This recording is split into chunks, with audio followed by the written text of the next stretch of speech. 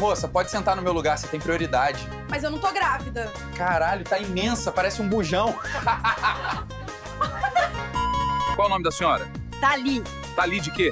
beirada. Tá liberada? Falou. O que a senhora gostava de fazer quando era mais jovem? Dá mortal de costas. Débito ou crédito? Aproximação. Velho burro do cacete, responde direito. Direito.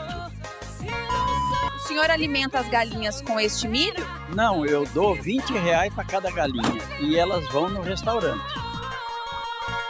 Por que você não come aquelas pessoas ali? Eu só como quem tem cérebro.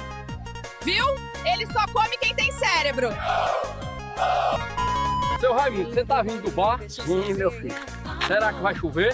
Tem um cara de previsão do tempo. Eu tô vindo é do bar, não é do céu, não.